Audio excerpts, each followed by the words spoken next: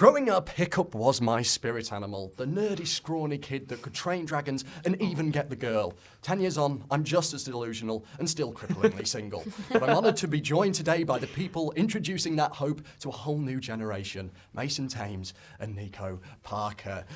Thanks for being on with us, guys. Oh Great to see God, you. thanks for having us. Of course. What an course. intro. Stop it, you're too kind. First off, what I need to talk to you guys about is Epic Universe. You guys have been, of course you were in Burke for this film, but you were also kind of in real life Burke now as well. We've seen 2 Burkes in person. Yeah.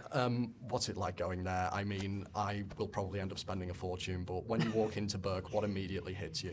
I mean, I remember they were like, okay, we're gonna video you, like, we're just gonna get your reaction. Me and Nico were like, in, guys, just make sure, like, surprise, amp it up. yeah, like, so we were like on. getting ready to like amp it up, but once we like saw it and walked in, because we had seen videos, but seeing it in person is way different. It's like, insanity. It's way different. It's huge, truly. Like, it's way bigger than it looks. It's genuinely insane. But it also is similar to our set. The attention to detail is ridiculous.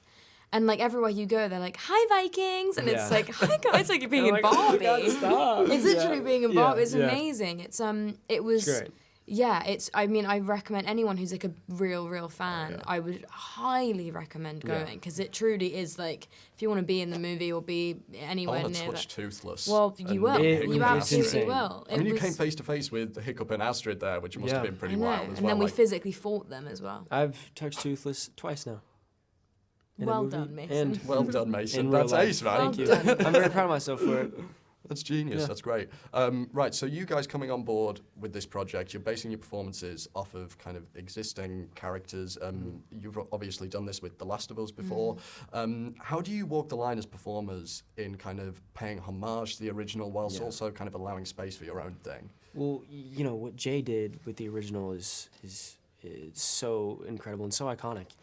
And I feel like I wanted to bring everything, all the characteristics everybody loved about Hiccup, his sarcasm, his wittiness, his, you know, all the goofiness about him. Exactly. The shoulders. And those were all elements that, you know, I wanted to keep the same. And of course, I wanted to, since, you know, bringing this live action, we got the chance to, you know, add a few more colors, you know, to Hiccup. And we had a lot of time to talk to Dean about, you know, what we wanted to keep the same, what we wanted to do differently. And I feel like a side that we haven't seen too much of Hiccup is, which I'm happy I got to explore, was, you know, a sadder, lonelier side of Hiccup. Yeah. You know, you know, what it would do to a kid. You know, his whole village, you know, casts him out. His dad is, you know, not proud of him, and you know, he has such a name to live up to. So we kind of see him use the sarcasm as like a defense. Exactly, almost, and all that is really to build, you know, why Hiccup is, you know, the way he is, and all those, you know, fun gray areas were really fun to, you know, fill in and make with new. Astrid as well. Yeah, I mean, it was, you know, it's difficult when there's such a brilliant interpretation of a really beloved character that's already there, because America Ferrera is ridiculously talented, and so you know, there is that kind of pressure of wanting to not, you know, make Dean proud and make America proud and make, you know, all of that stuff, and so it's definitely difficult because the idea of doing a play-by-play impersonation feels kind of just to me, it just kind of felt wrong, because you know, that version of Astrid is already there and will always be there, and so you don't want to give people the exact same thing, because, you know, if they wanted that, they can just watch the animated film. So it is a difficult line to tread. However, I think the wonderful thing about it is when you have a director like Dean, who's done, you know, both versions, and he's done animated, he's done this one, it really makes it so that you kind of, the overlap that happens of whether you say a line a bit like them or you know, make a facial expression a bit like the animated one, or whatever it is, it's actually totally natural and instinctual, just because you start to know the character really well, and so those things naturally come about because you know, you just both know what you're doing.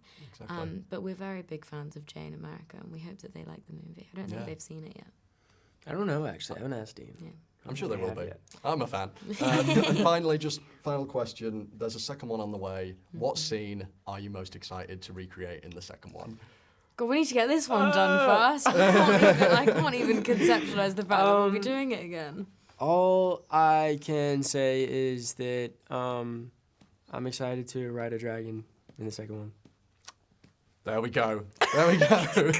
Wise answer from I'm excited to wear the armor. there. Exactly.